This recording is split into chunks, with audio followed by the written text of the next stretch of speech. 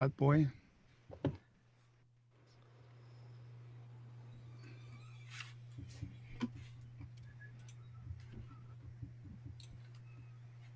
All right, I think we're live on YouTube. Let's verify that real quick.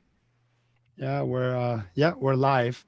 So hi everybody. We're live on YouTube. It is 6:30 2020. It is the magical 6:30 date that is all over the CARES Act, which just means one thing. My phone call has been ringing off the hook today, and I've been having a lot of empty conversations about how today is not an important date at all for people that receive their PPP loans because everything changed, like everything with the PPP, everything changed. However, if you have not received funding for the PPP, and right now it's 7 p.m. Eastern on 6:30, the program ends today. So if you haven't initiated your process to request PPP, it is very unlikely that tomorrow your bank will process new applications. It's possible that they'll take an application today, and because they received the application today, that the SBA will process. But the reality is that June 30th had one hard date, which is this is the end of the PPP loan program, right? And So in many ways, it's a sigh of relief for some of us. yeah, And I'm here with my friend Matthew and Jacob, and together between the three of us, we have covered 99% of all the webinars of PPP out there in the world, it seems like. So I think it's only natural that we get together and kind of do an after action review. We're going to call this the interim final PPP update, right? Because we want it to be final because it's 6:30, but it's likely will not be the final. So I'll pass it to you, Jacob. We'll start with you. Give me a quick introduction of you and your firm, and tell us what is the actual 6:30 date from the original PPP Act, and then how that doesn't really matter anymore. yes, I'm Jacob Schrader. I run a firm called Ascend Consulting in Bellefontaine, Ohio. Have a staff of 4 of us, and we mostly focus in on advisory. So we also do taxes though. So as with many of you, we are suffering through tax season right now while doing PPP. Um, the world we live in is a little crazy, right, from that standpoint. But June 30th, that deadline originally under the CARES Act was the date in which was your safe harbor date. 6:30 was the safe harbor date. It was kind of the cutoff of everything. It is when everything ended, June 30th. So PPP was truly done, whether it was issued or not. That was the end date, your safe harbor date. And there was a lot of opinions that even if you had started your 8 weeks before, it ended June 30th. You didn't get your full 8 weeks if you had started before then. So that is from the true CARES Act perspective where we sat. When Congress passed the next bill and modified the CARES Act and gave us the option of 8 weeks or 24 weeks, this did away with the June 30th deadline from that standpoint. However, it did leave the June 30th deadline for application for a loan. So tonight at midnight, the SBA portal is truly supposed to close, and the banks will no longer be able to submit into that portal because they were cutting the banks off and just closing that portal down. So you may be able to get one through right to the last minute. Some of the fintechs may have a direct connection in and it just flowing smoothly, but the SBA portal is supposed to close at midnight. So that portion still stands, but every other reference to 6:30 was wiped out in the bill. Actually, in many places of the new bill, it says replace June 30th with December 31st. 2020. So what used to be June 30th now became December 31st, 2020, in every area related to forgiveness. Obviously in loan issuing, no, but in every area related to forgiveness, we replaced June 30th with December 31st, 2020.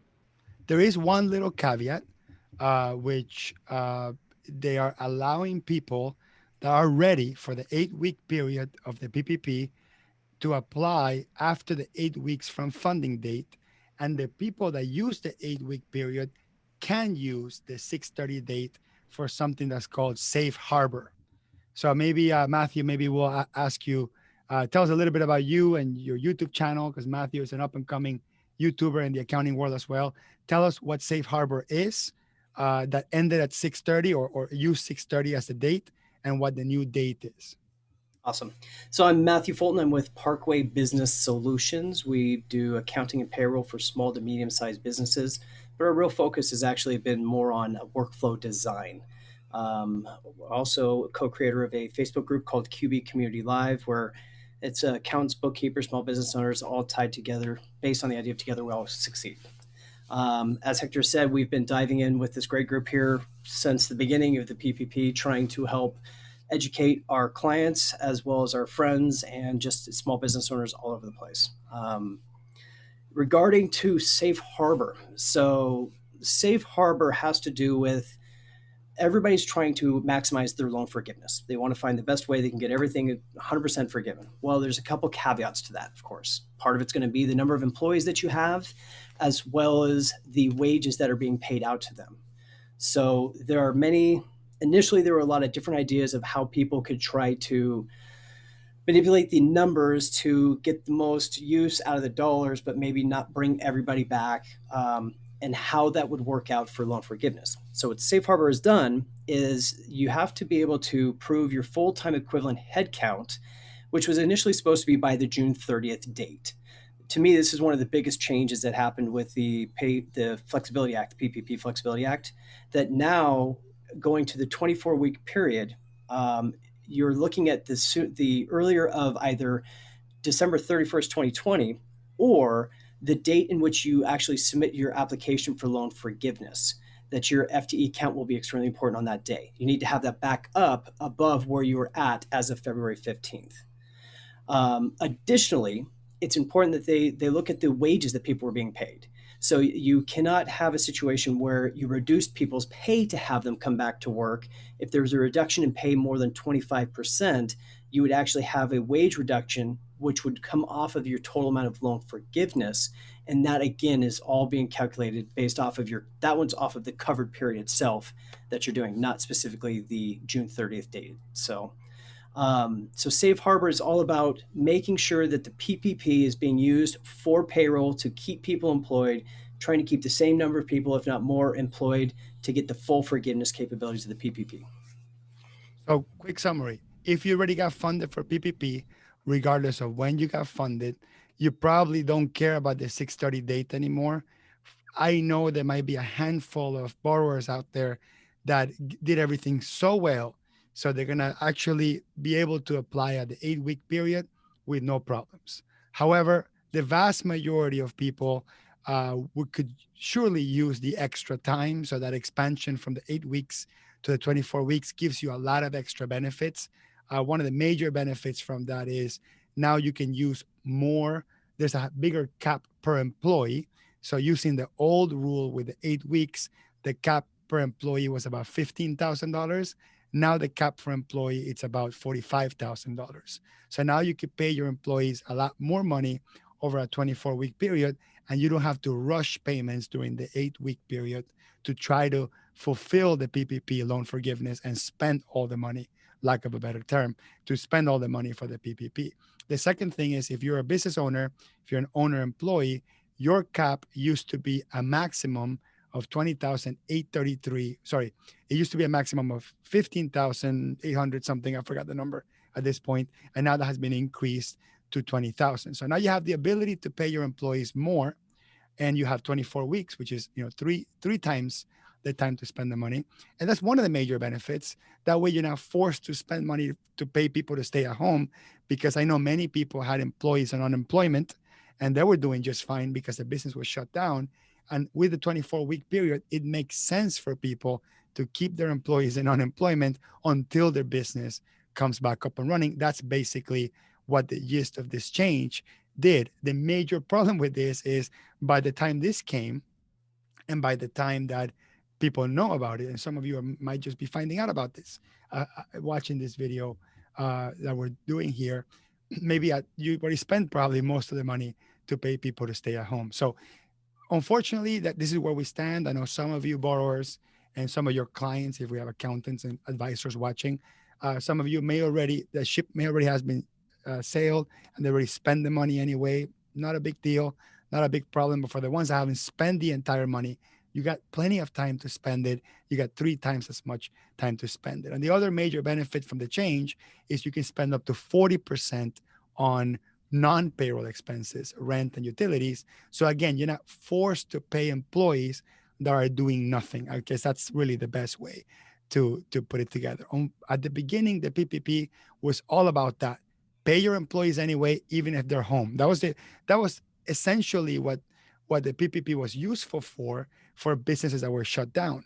The only usefulness of it is, hey, about 75% of it, pay your employees, and you're going to pay a little bit of rent and utilities. Now with this new change, there's a much bigger chance that from the funding date to 24 weeks later, that you actually will be able to get back up and running, and you want to save that money to pay employees when you're actually working. So anyway, so that the 630 is not really a big deal anyway. However, for the few of you that want to do the 8-week forgiveness period with the limitation of only 15,000 per employee and for 15,000 per employee, and there's also 15,000 cap for the owner as well. But with that cap and and the 8 weeks, if you somehow can make it happen, then 630, as Matthew explained, is still relevant for safe harbor calculation. So let me switch over to Jacob for a second, because Jacob, we're going to discuss something that probably has been one of the things that people get most confused about.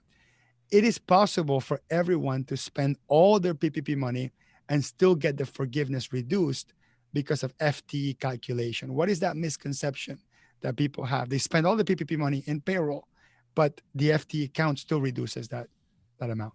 Yeah, so the way this works is you take your total covered spend, so what is qualified spend for PPP forgiveness, and then you reduce that by your ratio of FTEs. So what I mean by the ratio is you're going to take your FTEs during your covered period and compare that to your FTEs in your comparative period. And your comparative period can be February 15th through June 30th of 2019, January, February of 2020. So you have two comparative periods there. If those are not there, so let's just give an example. Okay, we had 10 people during our comparative period. We only had 7 during our covered period. So that means we're only going to get 70% of forgiveness, even though we've spent everything. So just to get there is a quick example, right? So it's reducing it by 30% because we only have 70% of the people employed. Now, to Matthew's point, you got to talking about the safe harbor calculation. So there are some dates in there that says, even though you didn't have the same number of full-time equivalents during your covered period, as long as you have your full-time equivalents back to the same number as your comparative period by a certain date, then we will count it as 100%. So in the new forgiveness application, which this has changed, the new forgiveness application from a full-time equivalent standpoint, your safe harbor date is the earlier of the date of application or 12/31/2020 if you wait to apply. So you can pick your safe harbor date is the interesting thing in this now, because it is the date of your application. So there can be a strategy around timing your application date for safe harbor purposes. And that's just one thing to consider as we consider an FTE reduction. Now, one thing, and I'll pass it over to Matthew. One of the things that some people have been telling me is, Hector, I just honestly, somehow I still want to do the 8-week calculation because I think I spent all the money anyway, right? All the money's out. I want to do the 8-week calculation because I just want to get done with it. I want to finish with it. And trust me, no one can tell you, accountants, we want this to be over. Trust me. So I understand how it feels. And we also don't want to be answering your questions for the next 24 weeks either about it. Like we understand. However, if for whatever reason, there's basically tripwires, FTE, wage reduction, one of those tripwires come into play, you do the calculation, you get a wage reduction, you get an FTE reduction, your PPP loan will not be fully forgiven. And then the entire exercise will be a moot exercise because you'll come back and say, no, I don't want to submit it like this because I'm going to get a reduction. I'm going to take my shot 24 weeks later anyway. So I think this is where we stand right now. And this is the exercise I've been doing with a lot of my clients is, Hector, I want to do the 8 weeks anyway. I'm like, okay, well, you're paying me, right? So I sit there and do the entire calculation. And then it turns out that they have to pay back $5,000. Then I get screamed at. Hey, why do I have to pay it back? I'm like, dude, I told you, right? There's tripwires, right? I had one client that he had a difference between 5 FTE and 4.5. Doesn't seem to be a big difference, right? Right. That's 90%. That means that 10% of the loan amount, the $50,000 loan amount, is not going to be forgiven anymore. That's $5,000. So you think that a small, tiny change in FTE is just going to render a small change in reduction. It's not the case, right? So you have one full FTE out of 4. That's 25%, right? You got a $100,000 loan. That's $25,000 that don't get forgiven. So you don't need to rush it in the 8-week period. If you could still wait the 24-week period, that's why Congress did this. Sorry, Matthew, do you want to comment something on Jacob? Well, so there's an interesting part of it. Again, the FTE count, and it all depends also on the ability to submit something through. You have to submit your application to the lender. So the lender is the one who gives us loan forgiveness. They're also the ones that have to put the portal up. And as we saw when this first came out, not all lenders are created equal. So there's going to be some question as to when will these portals become available. I actually really believe the SBA should have a designated deadline that everybody has to have it available by, so we know an actual beginning date for sure, because we don't know. I mean, if we're being conspiracy theorists, we could say they could delay until the end of the year to actually open a portal. We don't think that'll happen, but something to be aware of. The other thing to take into account as well is this extra time allows us to also evaluate the way that the wages were being spent, because we've all heard the crazy ideas of how people were going to try to use money, of giving themselves bonuses or do this or do that, without necessarily knowing the most recent changes that have happened and the caps that occurred. So it may be a situation, if you're not reevaluating it, you may actually push yourself out of forgiveness on certain things by overpaying people where you couldn't, or paying them incorrectly. So those are definitely areas you want to pay attention to. Yeah, absolutely. And so let's talk about the forgiveness process. So you mentioned this. We're talking about a portal, right? Or potentially a portal. So maybe you want to tell us, Jacob, since you're working with a bank that's already accepting PPP forgiveness applications, but they're actually accepting the form, and that's not a portal. And we suspect that the major banks are not going to be working with forms. They're going to be working with portals. So what can you tell us about that? Correct. So the bank that we worked with for a lot of our clients will accept an application now, which does give us the ability to set our safe harbor date. However, the bank is not even able to submit that to the SBA yet, because the SBA has not opened the portal to submit for forgiveness. So the banks that are going to do this are going to be very limited, right? And they may cut people off at a certain point, because if they get too big a stack, their time starts running and they have 60 days to process things from when they receive it. So if they receive too many of them and they're waiting on the SBA still, they know that that window that they have is getting crunched and crunched and crunched for them to be able to process this even. So while some banks may open up here, I don't think you're going to see a broad opening up until the SBA actually opens their system up. Once that's done, you'll see a number of banks start opening, but even once you get beyond that, we're going to have to wait for the bigger banks or the tech-enabled banks to get their portals up and working with the SBA's portal system. Because obviously this is a new SBA portal. You have to have new connections to the SBA portal from the bank's portal, and that has to work smoothly. So I think that will delay some things getting going once again for the bigger banks.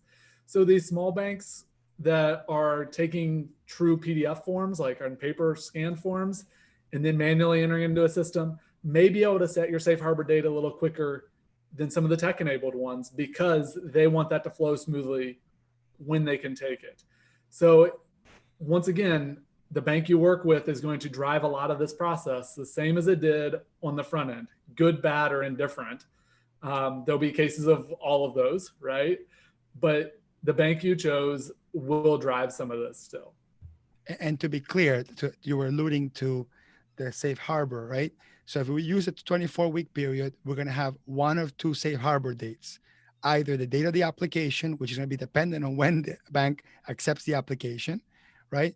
Or 12/31/2020, whichever comes first, which means that if you know when your 24-week period is up, or if it ends up being 12/31, for whatever reason, right? Because some people, maybe somebody applied for a loan today and they get the funding, let's say 3 weeks from now, and that for sure will run you through 2021, right? So 12/31.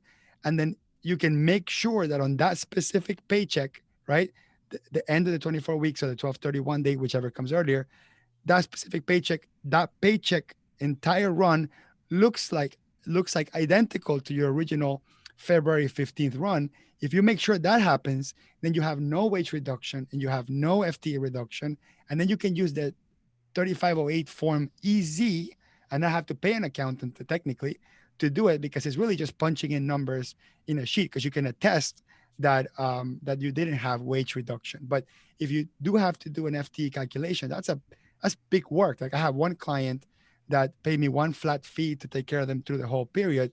And I've done this exercise 4 times. And each time I did the exercise was at least an hour and a half between downloading the reports from ADP, putting them in a spreadsheet, making sure they're right. I mean, it's just a lot of labor to put together these FTE and wage reductions. At the end, really to calculate a 0.5 difference, right? So again, regardless of the situation, if you are actively calculating these numbers, it's going to be a lot of work. I trust that ADP at some point is going to give us all the reports, but not all my clients in ADP. Many payroll companies are going to have different reports. They may not be accurate. Me as an accountant, as an advisor, I'm going to calculate them by hand as well, because I can't trust that they'll do them right. So with that sentiment, Matthew, I think you have a really awesome macro that you built into your form to kind of show us how the form gets filled out. So can you share your screen and kind of show us how that form, how you do the form for your clients? Sure.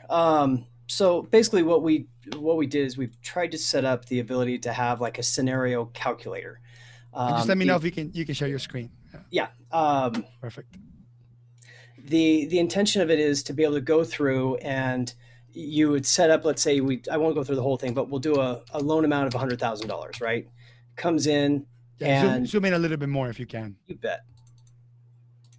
So you've got your form. I basically just added a whole bunch of formulas behind the scenes for all the different details. Add in your loan amount. You would have all of your additional details, like if you're paying mortgage interest, if you're paying rent. I'll just put $2,500 into this for now. We'll say utilities, we'll say $500. And as I continue through it, the areas that really become the most important, it's going to be around this table 1, table 2 information and owner compensation. So you would actually go through, and you're supposed to list out every single employee with an identifier and then how much compensation they had. I'm going to cheat on this. We'll do 50,000. Oops. And just to clarify, this is the compensation that was paid during the 24-week period after funding. This is the gross pay. We ignore taxes. Exactly right. So, and they do have on the instruction guide, of course, it gives you all the details of what's supposed to really be included inside of it. But we've got webinars on some of that stuff that you could take a look at otherwise. So let's do quick numbers onto it. And I'm going to pretend that we've got 5 people that's included in this and 3 into this. So this is not just one person. I'm bunching it together.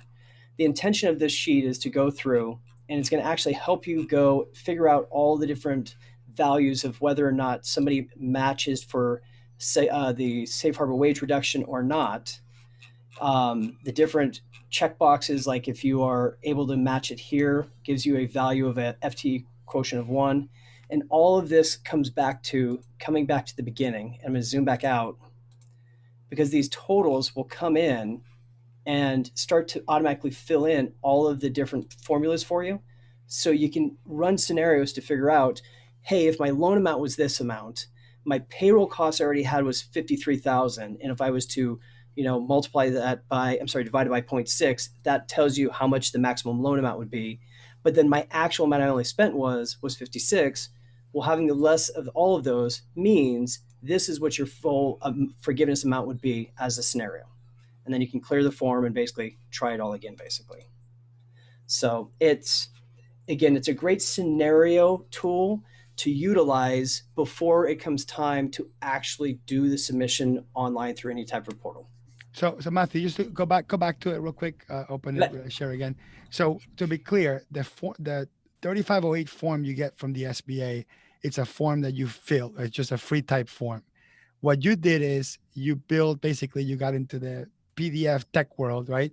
and you build some formulas behind the scenes. So as you fill information out, the form starts pre-filling some of the fields for you and doing the calculations for you, sort of the way a tax software would do it. Now, at the end of the day, can you actually use this form and submit it to the bank?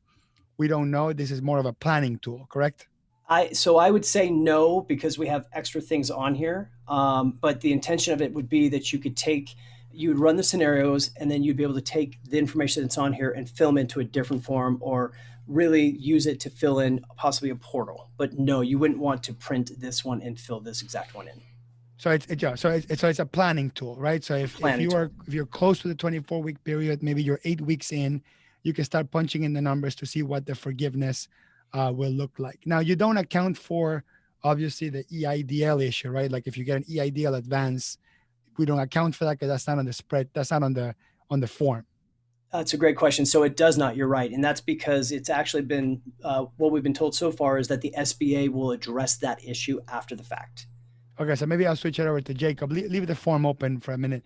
So Jacob, can you clarify what is the misconception with EIDL loans, EIDL advance, and how the challenge we have with PPP loans and how they affect the forgiveness?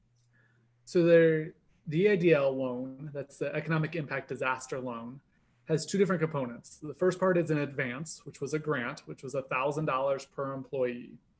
So we look at that, and that is the grant advance piece. When we talk about EIDL advance or EIDL grant, it is the $1,000 per employee that people were supposed to get very quickly. It took a little longer to get it than many people hoped. But then there's also the EIDL loan, which was for your operating expenses and could be up to $150,000. So the loan itself does not really impact the PPP perspective unless you got it very early on, and then it would have impacted your application because you would have refinanced it in. So what we're going to talk about here is the EIDL advance or grant, the $1,000 per employee. And this advance or grant will reduce your forgiveness because of the goal of the advance or grant was to go and help you pay payroll while you're waiting on the entire EIDL loan. That was their initial intent of the advance. So when the SBA looked at this as a whole, they said, okay, the total amount to be forgiven for payroll was the amount of the PPP loan is the max amount we wanted to forgive for one company. So since we gave you $10,000 extra toward payroll from an EIDL advance or from $1,000 per employee, whatever that amount is going to be, then we need to reduce your PPP forgiveness by that amount. Now, the SBA made the decision to not include this calculation on the forgiveness form at all. And the reason for that is the bank who you submit this to does not know whether you got an EIDL loan or advance or anything about the EIDL. It didn't run through a bank. It only ran through the SBA. So the SBA said, we are not going to put this information on our application. We are going to make this determination when we, the SBA, receive the forgiveness request from the bank. So what happens is you fill out the whole forgiveness application, you submit it to your bank confirms it, submits it to the SBA says, yes, you requested $100,000 and we approved the $100,000, but through the EIDL advance and grant, we already gave you $10,000. So therefore the amount of forgiveness we're going to give is $90,000 as a simple example, right? So they just reduced your forgiveness by that EIDL advance amount. This does mean then you are going to have a loan, a PPP loan at 1% for 2 years or 5 years, depending upon when you applied for your loan. And you will need to make payments on that EIDL advance amount. So be aware of that if you got that EIDL advance or grant, whatever you want to call it, you are going to have a loan for that amount that will need paid back over a time frame that you agreed to when you signed your loan documents. So Hector, real quickly, I have another way to kind of try to explain it very simply was if at the very beginning, if you actually had received your EIDL loan before you got the PPP funds all clarified, If you had a PPP loan for $100,000 and let's say you got the 10,000 from the EIDL advance, you got all of it. If you just evaluate it as your actual PPP in that sense is 110. So whatever your loan amount was for PPP, you stick the EIDL on top of it, and because you will only have, it's not forgivable, right? So you still have this certain amount of forgivable from the PPP. Whatever you do is your full calculations, irregard or like without the EIDL included, tack that back on the top, and that's what's going to be owed. Exactly. So Exactly. Let's do, I want to switch gears for a little bit and let's talk about the easy form. 'Cause that's the one that everybody wants to, obviously, for obvious reasons. Everybody wants to know how do I do the easy form? Like, how do I not go through this whole calculation and just use the easy form? Can you see my screen? yes, we see YouTube. No, it shouldn't be YouTube. Oops, wrong one. Give me a second. Okay. Yep, So there we go. we're on the Treasury website. Okay. And you can download both the form that Matthew just showed you, the regular 3508 form. That's going to be in here where it says A little higher. There you go. right here. You got the loan forgiveness, right? So you can get the regular one, the one that was updated on 6/16. Of course, the one that you download off the SBA website doesn't have any calculations. None of that stuff that you have, Matthew. And I'll put Matthew's email on the description because I think Matthew uses that only for your customers and you're selling it too, right? Yes, correct. So I'll put, yes, if you want to email Matthew, if you want to get that form, you can do that.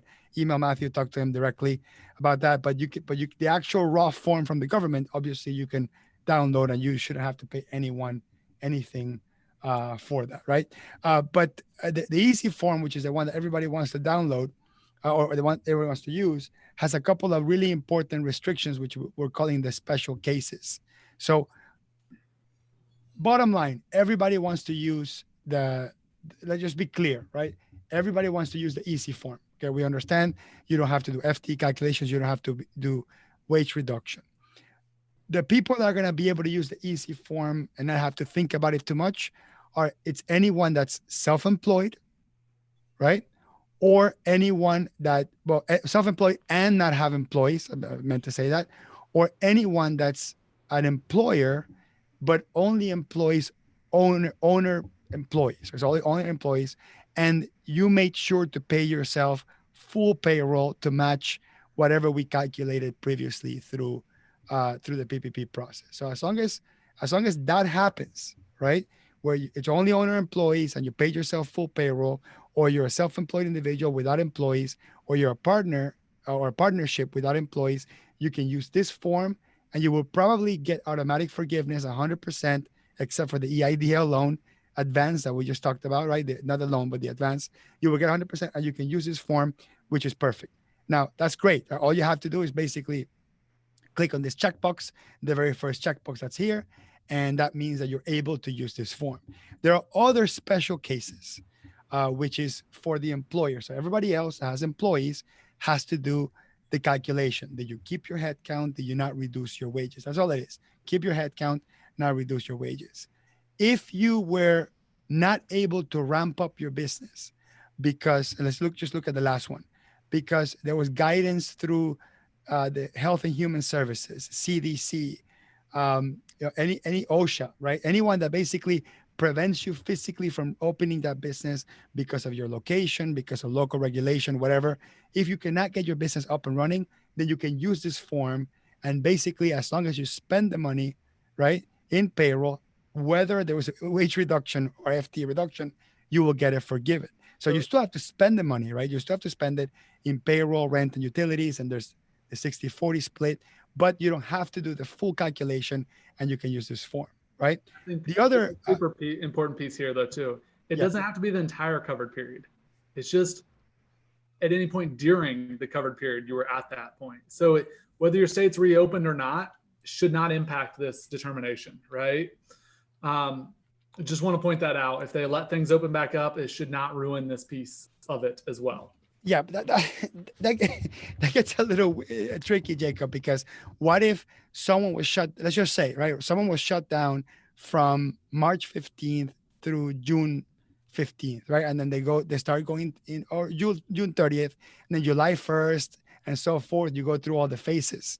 So would that, you think that would cover under this? Because I'm not sure, because the purpose of the 24-week expansion was to address this specifically.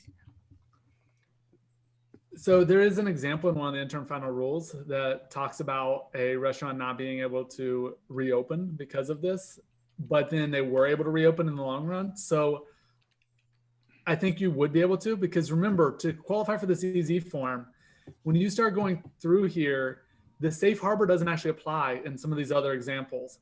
It has to be you maintain the full way. So in the other ones here, safe harbor only matters in the full application, not in the EZ application. So I think we're just looking at during the covered period here. And if it happened during the covered period, then this is saying, we know you would have to use safe harbor, but we're okay with you not because of these instances, is the way I read this from the interim final ruling. I'm going to assume we will get more guidance on this. I'm just going to say this, right? Well, I mean, this video is called Interim Final Update for PPP. So, Correct. right. So what you're telling us, Jacob, I mean, this is actually, I didn't even pick up on this. Like when I read this, I really meant, you were never able to really open your business back up. Right. But now all you're saying is, as long as you were stopped from opening your business back up at any point during that period, you automatically fall into this. But also it says here that it would be right? So it'll be a combination of the two. Right. So it'll be that, and you didn't reduce annual salaries. So that's a really good point here. So you didn't have an FTE issue, right? So you couldn't get your full head count, but the people that you kept, right, they have to not have a reduction of 25% or more. So those two conditions have to apply congruently. And then there's the one in the middle. So we kind of skipped the middle one. We went straight to the last one, is where you basically, that's not the case, right? You weren't precluded from opening the business because of CDC guidelines or regulations or whatever. And then all you're saying is you're attesting that by the end of the covered period, right, by the end of the 24 weeks or 1231, whichever comes earlier, that you did not have a FTE and wage reduction. Now, the interesting thing about this is there's nowhere for you to calculate it or for you to prove it. So this is completely a good faith sort of assessment. So if you fill out a 3508 form, you are attesting to the fact that you did not have a wage reduction and you did not have an FTE calculation. So if I have a client of mine asking me to do this form, and they're paying me to prepare this form, I will do the FTE calculation and the wage reduction anyway, because I will not put my client through attesting in a form something that is false. And the major challenge with that is that if you want to apply early, you want to apply before the 24 weeks are done, you should not be using form 3508 EZ, because you cannot make an attest about the future. You can't. So at the end of the 24-week period, right, let's say you're halfway through, 12 weeks in, and you're like, I want to use a 3508 EZ form because I want to make my life easier. You're attesting that there's no reduction after the fact. This is why the SBA gave the banks 10 months after the 24-week period to process these applications. So you have no excuse because they're giving you plenty of time. But let's just do a little bit of contrast between the form that Matthew showed us, which is the full form, and the EC form. So I'll do it real quick. So let's say, for example, I'm a self-employed individual and I made $120,000 last year. So my loan was probably $8,333, right? That's what we're assuming. Yep. The loan amount was, right? And then I'm going to come down here and it's asking me weekly, bi-weekly, twice a month. I'll put other because I'm self-employed and I'm not in payroll, so it doesn't matter. Cover period would be when I got funded. So let's say I got funded on the 6th. So 5/6/2020, and then the ending of the period is probably, I'm kind of just estimating here, it's probably 24 weeks later. One of you want to calculate the exact one, it would be 10/15. So you don't know where you put, I'm doing 8 weeks or I'm doing 24 weeks.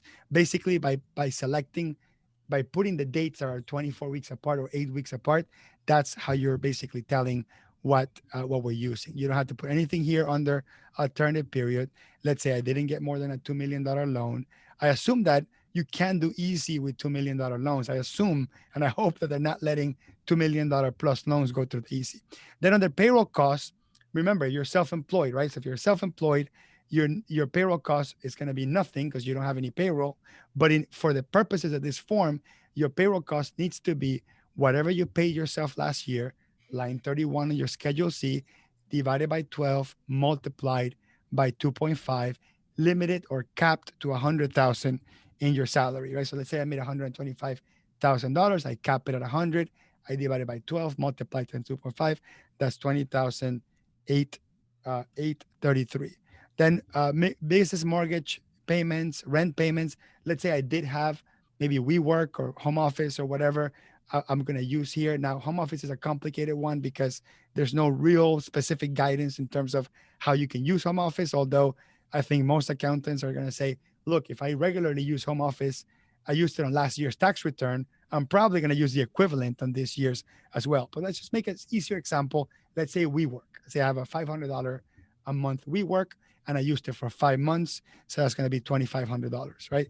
At this point, any additional numbers are pointless anyway, because I'm going to get full forgiveness, but you can go through it if you want to. And let's say I have my cell phone, which is $50 a month times 5 months is $250. So basically I come down here and I add everything up, right? So I'm going to add 20,833. Okay. So 20,833 plus 2,500 plus 250. And that gives me 23,583. Now 25,583. I think that's what it was.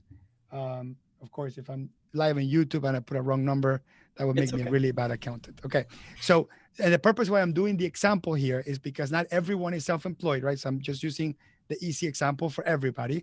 So you're going to put your total payroll cost. If you're self-employed, I gave you the formula. If you're not self-employed or you have employees, then you have to combine, right? What all your employees got paid during that 12-week period. You're going to put the number in there. I use a spreadsheet. Like I'm going to do all this stuff in a spreadsheet outside of this form to make sure that it's right. We're going to add up all these numbers, and then we're going to put what we're supposed to put here. So the PPP loan amount is 20,833. And then I take my original payroll cost and I divide it by 0.6. And the purpose of that is just to figure out what would be the 60-40 split, just in case I'm putting a lot more rent payments and utility payments that I'm supposed to. So I divide 20,000. So Hector, what that actually does is that is actually going to tell you, based on the amount of payroll costs you currently had, you would have met the 60% threshold for a loan up to $34,721. So because the last step is going to be the lower of the three. You should multiply that by 0.6, not. No, it's divide by. Okay, no, that's your total loan amount. Yeah, correct. So we got the three numbers. So we got the three numbers. We got the actual payroll, which in this case for self-employed is based on last year. So there's no actual payroll. You don't have to make distributions, none of that crazy stuff that people are talking about in YouTube. Then you got the actual loan amount, and then you got what would be the loan amount if the payroll cost would be 60%. And the purpose of this is just to create a limit to the potential forgiveness. Then you take the smallest of the numbers, which is 20,833, and then you will be done, right? Since your loan amount was 20,833, the entire loan will be forgiven. Let's do a slightly different example. Let's say I'm an employer, and we looked at the conditions, and it applies. And I have, let's say, 3 employees, and they got paid, let's say $10,000 each, right? So then my total payroll cost in this case would be $30,000. I'm just gonna go back for a second and assume the loan amount was, whoops, I put it in the wrong place here too.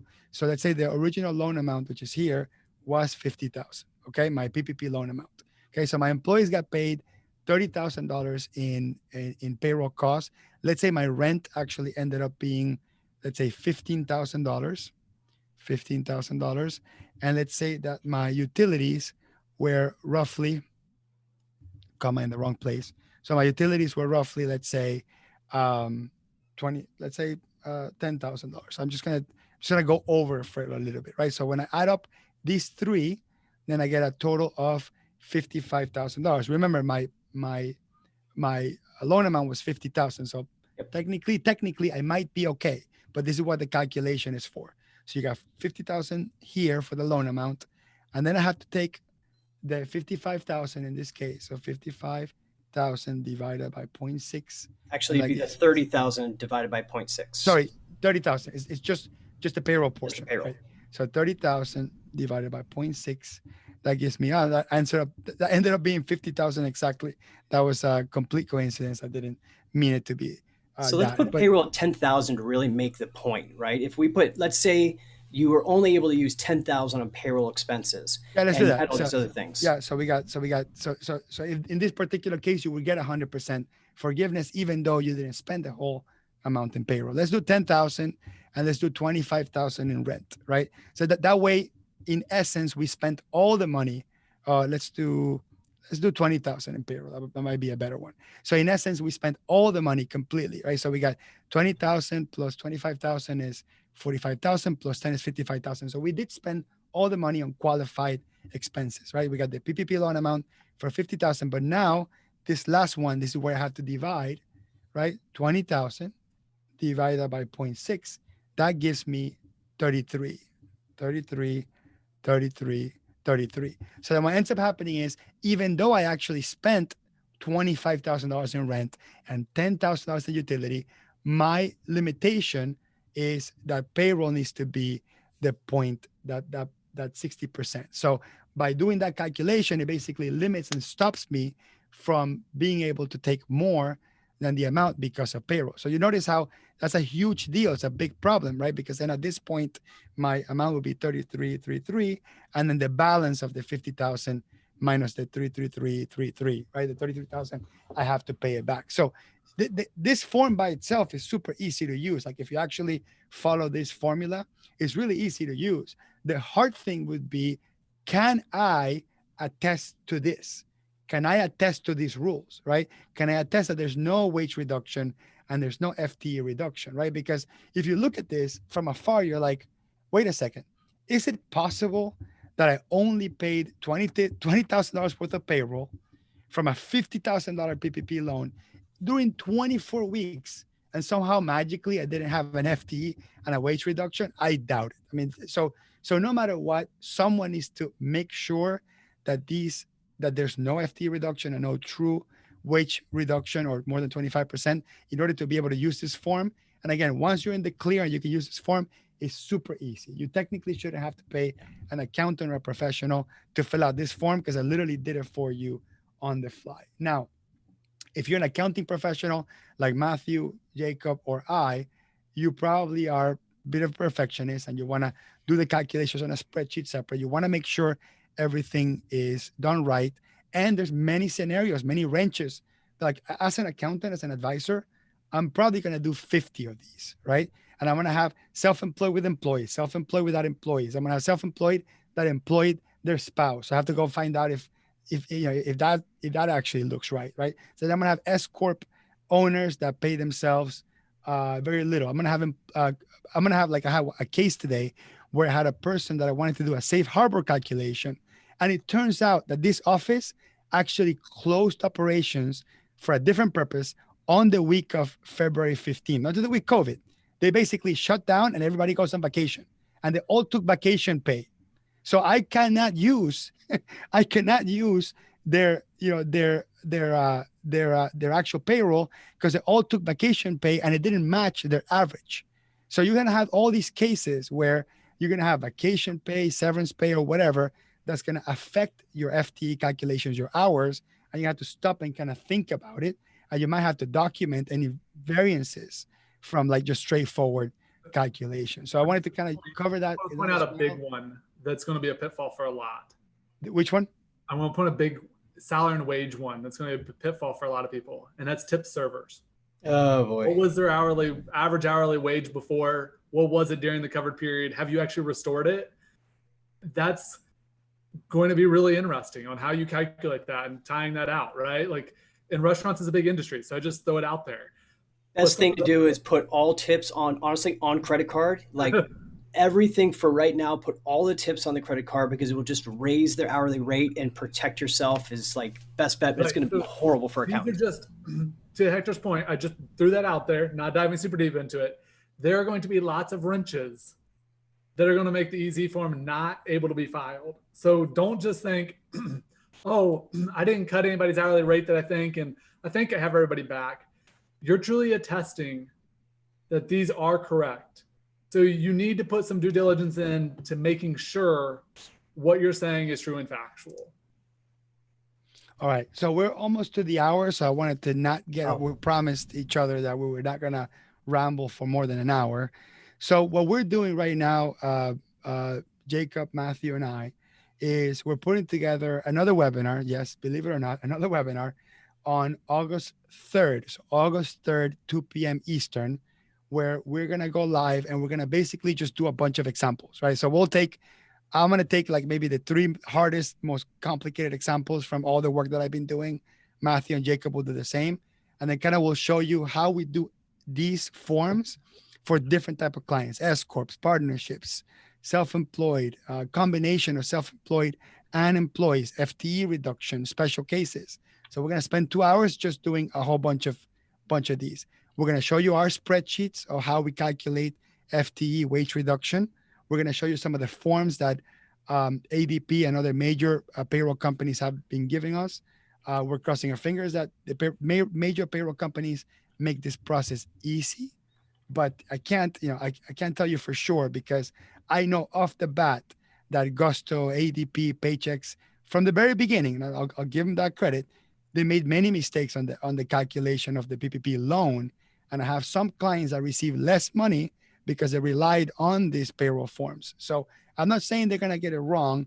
What I'm saying is if I'm a professional accountant, I'm an advisor, I'm a consultant, and I'm going to charge someone to get this done, and I want to ensure that I carry my process through the finish line with 95% to 100% forgiveness, that there's not going to be any hiccups in the process, right?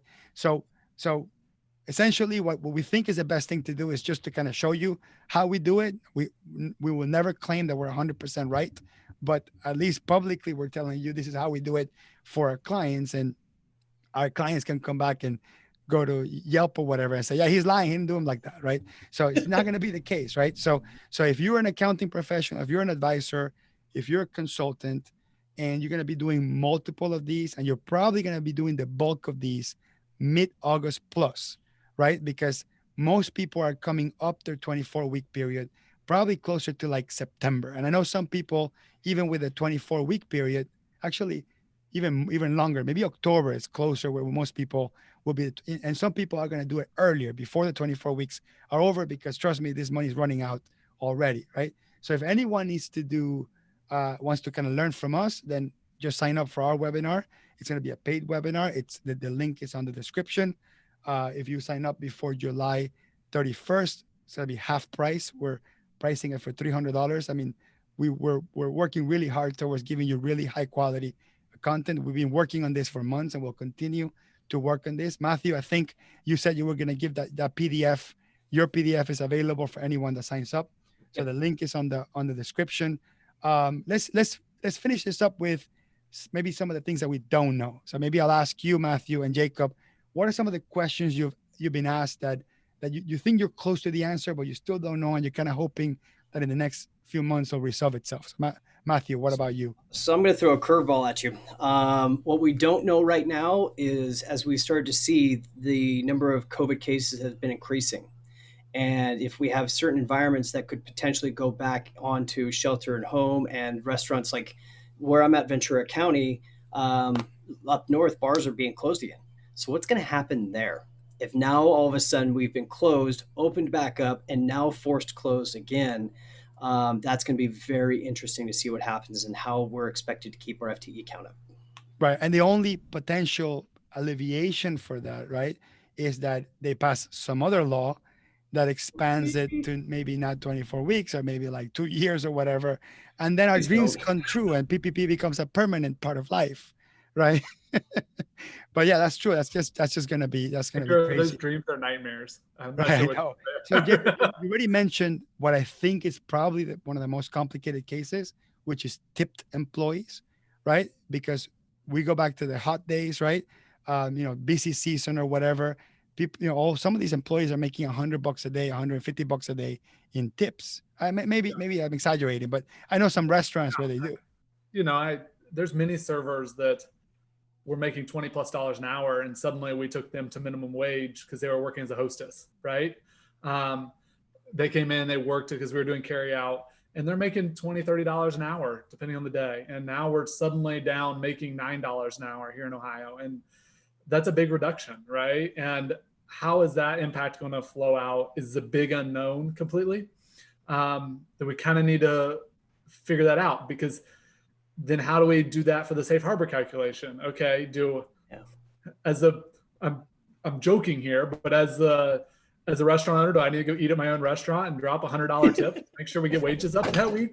Or, it's those type of things of how do we make sure that qualifies for safe harbor is going to be really challenging.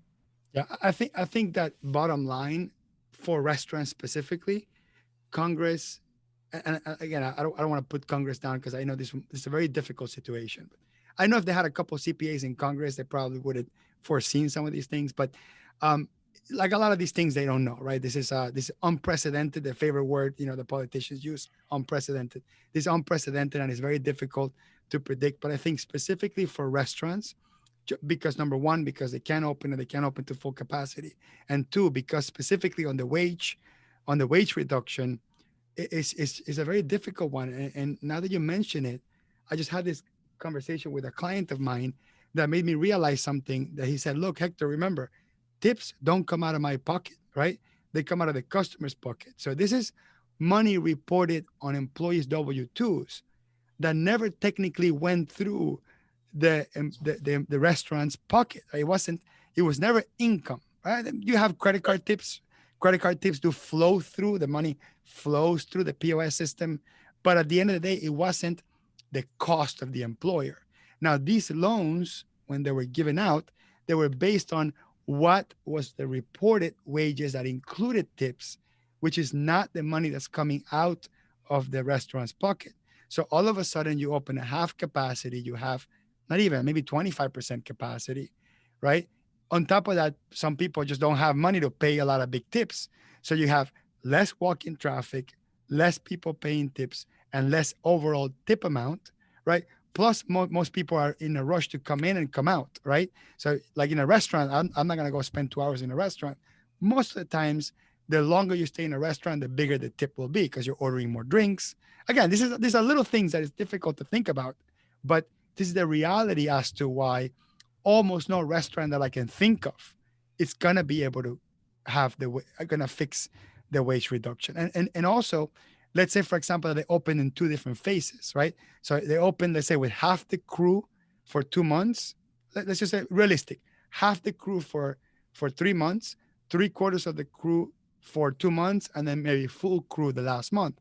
These wage calculations are done over the period of time, right? So when you divide that entire amount by the 24, the averages are going to push you down, with the exception of somehow, I don't know, paying, just your restaurant going gangbusters the last couple of months. Yeah. Your safe harbor is your only real hope there, and it gets really complicated to calculate it. But the safe harbor allows for you not to use the FTE reduction, but it doesn't allow you to use the easy form. So that's Correct. A good point. Correct. Yeah. That's a good point. So if safe harbor kicks in, you still have to use the long form, which might work. But that's a good point too. Yeah, there's a number of other ones too that I think we can keep going down that rabbit hole. And the goal is there's going to have to be some additional guidance to come out on some of this. And I don't want to ramble too long today, right? So, how about this as an idea? Why don't we try to get everybody who's watching this and all the different videos, everybody help us tweet out, let's get Steve Mnuchin on the webinar we do. Let's get somebody on with us so we can help ask your questions, but we need everybody's help to make that happen. So everybody get out there, get the word. Let's see if we can get somebody on to actually talk about it. I don't want to oversell it. Said ask, try, I but don't want to oversell it. Tell you that Steve Mnuchin will show up in our webinar. But I would love that. I mean, or even Marco Rubio, right? Yeah. So, you know, where people involved with this thing, right? Because at the end of the day, and again, Matthew, that might be more administrative than executive. So it might, yeah, even if you were to get, like technically, if you get the guy that types the IFRs to show up in the webinar, that might, or the gal, right? that might be a better one than the executive or the admin people. So any last words, Jacob? I'm good. I think we covered a lot today. So All right. So guys, thank you for joining us. Thank you for the people that watched the live and the people that are watching the recording after the fact. Again, we've been trying to create as much content as possible to help people through this PPP. I think that the new EC form is going to help a big chunk of people. And just go through the YouTube channel, go through the videos. There's enough content out there so you can do it on your own. I don't want to, like, if you want to hire me to do your form for the EC form, I'm probably not going to take a lot of clients because it's torture, right? To charge someone to do something that's so easy. I understand that people are afraid that they do it wrong or whatever, but the easy form is something that you really don't need to hire someone. You might need someone to maybe get you through the hump of what's FTE, how do I calculate it, something like that. But for the most part, I think the easy is going to allow a lot of people to do their own forgiveness applications. For the full forgiveness application that has full FTE count and wage reduction count, I would say the only exception to the rule is if your payroll company produces reports that magically make all the numbers work, right? And you trust the payroll reports, and you trust that your bank will trust the payroll reports, right? Even if they're wrong, I'm going to assume the bank is just going to take whatever it's on the payroll form and move forward. So if magically your payroll company produces all the reports for you, then you don't have to hire someone to do this. Now, so if you're a small business owner, you might want to hire Matthew, Jacob, or I to do this for you if it's going to be the long form to make sure you get all the amounts forgiven. If you're an advisor or an accountant, I recommend you join our webinar because we're going to talk to you directly and answer your questions and talk about all the different scenarios.